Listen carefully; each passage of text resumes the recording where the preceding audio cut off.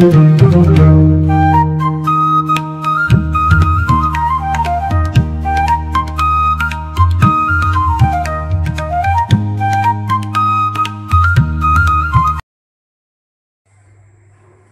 माँ बाप ने हमें बहुत लाड प्यार से पाला है और पढ़ा लिखा कर योग बनाया है, जब हम कमाने खाने लायक हो जाते हैं तब माँ बाप का उपकार भूल जाते हैं, उनकी तरफ हमारा ध्यान नहीं जाता है। यही हमारे जीवन की बहुत बड़ी विडंबना है। इससे माँ बाप से बढ़कर कोई जीवन में सुख का खजाना नहीं है। माँ बाप जितना बच्चों का ख्याल रखते हैं, ध्यान रखते हैं, उतना कोई नहीं रखता होगा। देखते हैं माँ कितना काम करती है, फिर भी रात्रि में रात रात भर जागती है। बच्चे रोते हैं। मैंने मेरे जीवन में देखा, एक माँ का बच्चा के बचपन में फोड़ा हो जाता था, फुंसी हो जाती थी, रात भर नहीं सोने देता था वो बच्चा, फिर रात भर ले लेकर घूमती थी, क्योंकि माँ क्या नहीं दे सकती थी अपने बच्चे के लिए। माँ क्या नहीं कर सकती कि माँ मन्नत कर लेती है। जब बच्चे नहीं होते हैं तो मिठाई छोड़ देती है, कहते हैं दरवाजे किसी के घर जाना छोड़ देती है, डेल जिसको कहते हैं चौखट पे जाना भी माँ बंद कर देती है। किसके खातिर? बच्चे के खातिर, कि भगवान जी, देवी जी, देवता जी, मेरा लाल ठीक रहे बस, है नहीं। तो माँ 5 साल तक 10 साल तक पियर में जाना भी बंद कर देती है, दूसरी के घर की चौखट पे भी जाना बंद कर देती। कई माताएं अपने बेटे की मन्नत में मांगिया ब्लाउज पहनती है, देखिए मांगिया ब्लाउज पहनती है। कई बच्चा बीमार होता है तो माँ कहती है, हे भगवान मुझे मांगिया ही दे देना। तो उस बीमारी के समय माँ कहती है, मैं मेरा बच्चा बच जाएगा तो मैं जीवन भर मांगिया ब्लाउज पहनूंगी।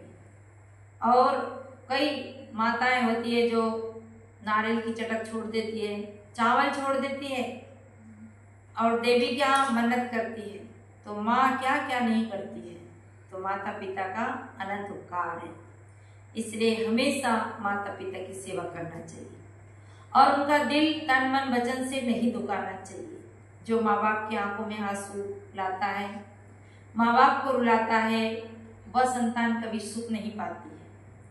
इससे धरती का जीता जागता देवता माता पिता है, और जो जीते जागते देवता की उपासना कर लेता है वो सब देवता उनके आशीर्वाद उनको मिलता है। जो घर के देवता को खुश नहीं करता है उनको 33 कोटि देवता आशीर्वाद नहीं देते, है नहीं। 33 कोटि देवता कब आशीर्वाद देते हैं, कब हमें सहयोग सहायता करते हैं? जब हम अपने घर के देवता को खुश रखते हैं। पर कई घरों में ऐसे होते हैं, एक घर में 5 बहुएं रहती थी, 5 बहुएं, और बहुएं है जो बुढ़िया से बहुत चिढ़ती थी, बुढ़िया कुछ ना कुछ कहती भी रहती थी। ऐसे ही नहीं चिढ़ते हैं, बुढ़िया लोग भी बहुत खतरनाक होती है। बुढ़िया लोग भी कुछ ना कुछ कहती रहती है, बहुओं को ताना मारती रहती है। तो 5 बहुओं ने विचार किया कि इस बुढ़िया को कैसे मारे। अगर अपन डायरेक्ट मारेंगे तो अपन हत्यारी हो जाएंगे, फिर अपन को जेल में जाना पड़ेगा। भाई मारेंगे, कहीं पता चल गया तो कैसे मारे। और ये बुढ़िया जल्दी मरती भी तो नहीं, क्या करे, इसे मारने के लिए करे क्या, मरती भी नहीं जल्दी। तो उन्हें उपाय सोचा कि कैसे करें। हाँ, पर इसको मारना तो जरूरी है। तंग आ गए इसके साथ रहते रहते। तो उस बुढ़िया के मारने के लिए उन्होंने क्या षड्यंत्र रचा कि बुढ़िया के पियर में शादी थी, बुढ़िया के पियर में शादी थी। तो कहा, माँ जी हम आपके पियर में शादी है और आपके मायके से हमें लेने आए हैं, तो क्या करें, आप तो जा नहीं सकती हो, आप तो बहुत बूढ़ी हो गई हो, अब शादी में कौन जाएगा। तो ऐसे करते हम चले जाते। तो बुढ़िया खुश हो गई। मायके की जब बात आती है ना तो कितने बूढ़े आदमी हो बड़े खुश हो जाते हैं। मायका की बात तो सबको अच्छी लगती है, पियर की बात तो कहा ठीक है चले जाओ।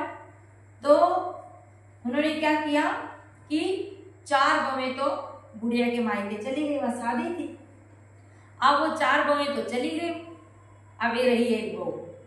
अब एक बहू को ऐसी पट्टी पड़ाई, ऐसे कान भरे उसके कि ये बुढ़िया को तुम्हें मारना है।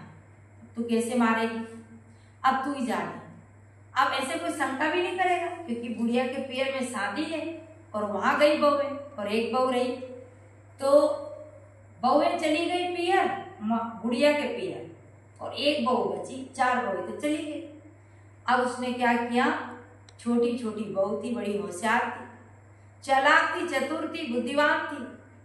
तो उसने क्या काम किया कि जिस दिन बुढ़िया के पियर में शादी निपटी, शादी तो हो गई, अब आज वो लोग आने वाली है, तो शादी जिस दिन पूरी हुई ना, उस दिन उन्होंने षड्यंत्र रच लिया, एक रात और रुक जाओ, तो एक रात और रुक गई, क्योंकि इन सबके काना फुसी हो गई थी बात। अब उसने बड़ी बड़ी बाटियां बनाई, ऐसी बड़ी, अपने यहाँ बाटी बनती है ना, तो बड़ी बड़ी बाटियां बनाई। किसने, वो जो बहू रही ना उसने, और उस बड़ी बड़ी बाटी बनाई उस बहू ने, और 2 बाटी चूरी, और 2 बाटी चूर करके बढ़िया घी शक्कर मिला करके, और एक बाटी को ऐसा फोड़कर चोपड़ा घी में डाल दिया बढ़िया चकाचक, और बढ़िया डाल करके, और कहूँ दीवार के सहारे एक उस थाली को उन्होंने टेका लगा दिया, और कटोरी में दाल रख दी, और एक बाटी बड़ी रख दी, और अतर चूरमा रख दी, लड्डू चूरमा। अपने हमारे यहाँ लड्डू बाटी चूरमा बनता ही है, आप सब जानते ही है। अब बहू ने पानी का घड़ा खाली कर लिया, घड़ा रख दिया बगल में। अब पानी की रस्सी निकाल ली, बाल्टी निकाल ली, अब दूर पानी भरने जाएगी। अब बुढ़िया पालने में थी, झूले में झूल रही थी, एकदम लकर ढोकरी बुढ़िया, पर उनका तो बहुत दिन की आती है, तो मरेगी नहीं, कहाँ तक इसको भोगेंगे। तो क्या किया कि एक बाटी उसके मुंह में ऐसी ठूसी, और एक बाटी ऐसी ठूसी उसके मुंह में, तो बुढ़िया का मुंह फटाई रह गए। एक बाटी ठूस दी उसके मुंह, और जैसे मुंह में बाटी ठूसी तो बुढ़िया का तो राम नाम सत हो गया। और थाली जहां रखी थी वहीं उठाकर बुढ़िया को दीवार के सहारे बिठा दिया, और जहाँ टेका लगा दिया पैर का, और वो पानी भरने चली गई। और पानी भरने चली गई बुढ़िया को मार करके, और थाली में बाटी एक रख गी, चूरमा रख गी, दाल रख गी, नमक अचार मिर्ची सब रख गी, और मुंह में एक बाटी ठूस दी और चली गई। डाल दी एक बाटी उसके मुंह में और चली गई। अब है ना, वो तो मर गई, मरी बुढ़िया पड़ी ऐसे मुंह में बाटी ठूस रखी। अब क्या होता है कि पानी भर के आई, घड़ा के ऊपर घड़ा रही, और जानबूझ के माँ जी फाटक खोलो, माँ जी फाटक खोलो। अब माँ जी फाटक क्या खोले, माँ जी तो ऐसे वही फाटक अड़ागी, हल्का फुल्का कुंडी लगागी भीतर की, ऐसे छोटी ये होती है ना, कभी कभी छोटी कुंडी ऐसे हाथ चला के लगा लेते हैं, ऐसे वो हाथ चला के ऐसी ढीली कुंडी लगागी, और कहती अरे माँ जी फाटक खोलो, अरे सासू जी फाटक खोलो, अरे माँ जी। अब बुढ़िया तो ऐसे उठने में ही असमर्थ थी, पर फिर भी नाटक कर रही वो, अरे मारी माँ जी मारो सिर फटियो जा रही है, घड़ा पे घड़ो रखियो है, अरे माँ जी फाटक खोलो। अब सब लोग दौड़ के आए, अरे भैया हमारा घड़ो उतार दो, मेरे सिर पे घड़ा रखा, ये माँ जी फाटक ही नहीं खोलती। अब माँ जी कही कि फाटक खोले, माँ जी को तो मार मुरा के गई। अब आई, अब देखे तो अब है जो उन्हें देखा, दूसरे ने अरे रे ये तो कमले के टेके में चिपकी चिपकाई रह गई बुढ़िया तो, अरे माँ जी बोलो ना माँ जी। अब माँ जी काहे बोले, बुढ़िया काहे बोले, तो मरी पड़ी। अब बहू घड़ा मेल करके रोने लगी, हाय मारी माँ जी, हाय मारी माँ जी, अरे मारी माँ जी मरी तो भली मरी, पर ये दो एक बाटी मुंह में ठूस के क्यों मरी, मरी तो भली मरी पर पूरी बाटी क्यों खाई आपने, अरे मारी माँ जी आप क्यों मरी, ऐसे वो रोने लगी। अब है जो दूसरी बहू आई, दूसरी, अब समाचार मिल गया, और वो माँ जी तो मर गई। सब लोग आए तो बहुएं रोई, माँ जी मरी तो भली मरी, माँ जी मरी तो भली मरी, पर माए शादी तो कर ले बा देती। राग ले लेके रोते हैं नहीं। माँ जी मरी तो भली मरी, पर माए आ तो जावा देती। ऐसे वो भी रोने लगी। तो जो उनके बेटों ने सुना ना, अरे कि मूर्ख हो, ऐसे रोते हैं क्या, तुम रोना बंद करो। आपने सुना होगा कि बड़े बड़े सिटियों में घर के लोग नहीं रोते, तो रोने के लिए मजदूर करते। गुजरात में तो मजदूर करते हैं रोने के लिए। कई एक जगह सुनी, गुजरात की या कहीं की सुनी कि जब मनक मर जाते हैं तो घर के लोग को रोते नहीं आता है, तो 2 मजदूर कर लाते। जो मजदूर है ना, रोते रहते, चिल्लाते रहते जब तक उठाए। ज्यादा देर तक रोना पड़ता तो बहू को ठीक से रोते। तो दूसरी एक बवाई रोती रोती तो वह कहती है, माँ जी मरी तो भली मरी, माए सुखी करगी। माँ जी मरी तो भली मरी, माए सुखी करगी। ऐसे खूब रो रही थी।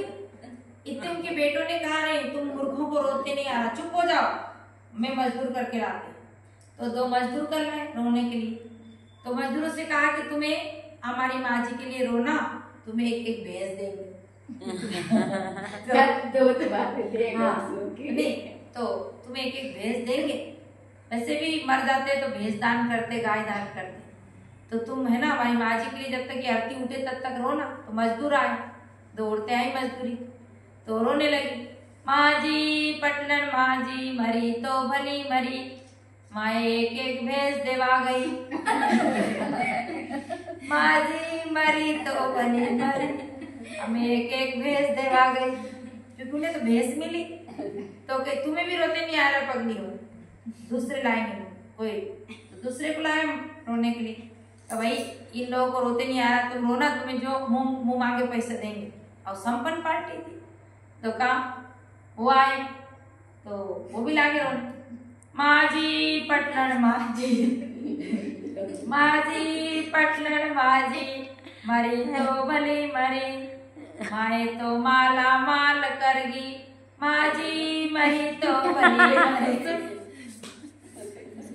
तो देखिए आदमी को ये सोचो, हंसने की क्या बात है भाई, आदमी से इतने नफरत आ जाते हैं आदमी, इसलिए उनका मरना भी खुशी मनाते हैं।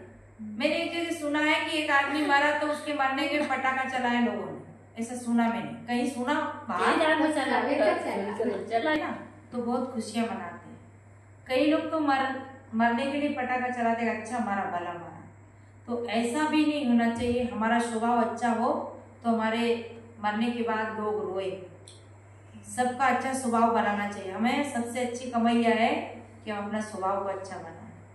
तो माँ बाप कई ऐसे होते हैं जो जिनके लिए लोग बहुत रोते हैं, और कई ऐसे होते हैं जो नकली नकली रोते हैं, स्वार्थ से रोते हैं। तो यह बात ऐसी थी कि माँ बाप की सेवा करना चाहिए और माँ बाप को दुख नहीं देना चाहिए। उस बुढ़िया को मार दिया और ऊपर से नकली नकली रो लिया। तो ऐसे बूढ़े लोगों के साथ नहीं होना चाहिए। आजकल बूढ़े लोगों के साथ ऐसा हो रहा है, ऊपर ऊपर से खूब दिखावा करते हैं और भीतर भीतर वृद्ध मूर्तियों को दुख दिया जाता है, कष्ट दिया जाता है, उनकी सुनाई नहीं होती है, उनका देखभाल नहीं होती है। जिन माँ बाप ने 10-10 संतान को पाला पोसा बड़ा किया, उन्हें बुढ़ापे में है जो कोई बात नहीं करता है, उन्हें सहारा नहीं देता है, तो उनकी दुआ नहीं मिलती है, फिर उनकी बद दुआ मिलती है। और कहते हैं दवा से काम नहीं होता है, वो दुआ से होता है। जो काम दवा से नहीं होता वो दुआ से होता है। जैसे दवा लगती है, दवा लगे नहीं, दुआ लगती है, और दुआ लगती है तो ये भी पक्का है कि बद दुआ भी लगती है।